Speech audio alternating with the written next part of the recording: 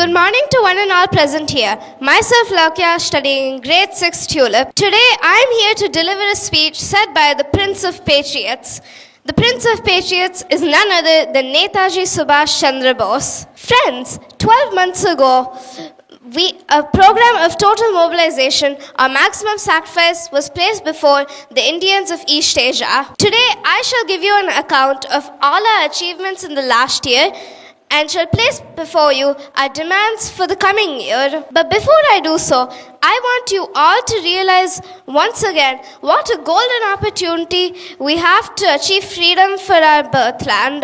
The British are engaged in a worldwide struggle, and in the course of struggle, they have faced defeat after defeat on so many fronts. With the enemy being thus considerably weakened, our fight for liberty is much easier than it was 5 years ago.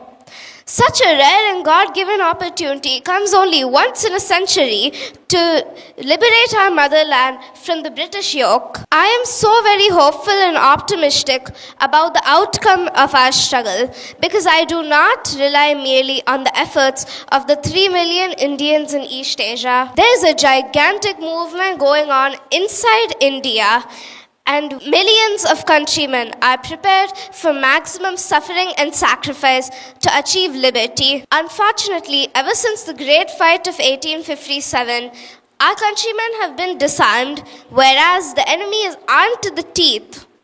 Without arms and without a modern army, it is impossible for disarmed men to achieve freedom in this modern age. Through the grace of Providence and through the help of the generous Nippon, it has become possible for the Indians in East Asia are all united to a man in the endeavor of winning freedom. And all the other religious and other differences that the British have tried to engineer inside India simply do not exist inside East Asia.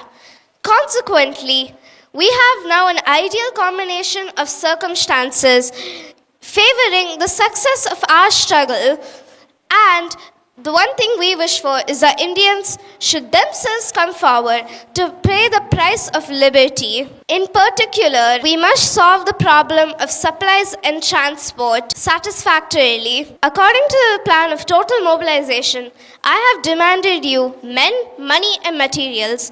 Regarding men, I am glad to say we have obtained sufficient recruits. Recruits have come from all over East Asia. India, China, Indochina, Japan, Philippines, Burma, Borneo, Java, Thailand, Malaya, Sumatra, and more. You must continue the mobilization of men, money, and materials with greater vigor and energy. We require men and women in all categories for administration and reconstruction in liberated areas. We must be prepared for a situation in which the enemy ruthlessly applies the scorched earth policy, and before withdrawing from a particular area will also force the civilian population to evacuate, as was attempted in Burma. The most important thing of all is the problem of sending reinforcements in men and supplies to fighting fronts. Thank you.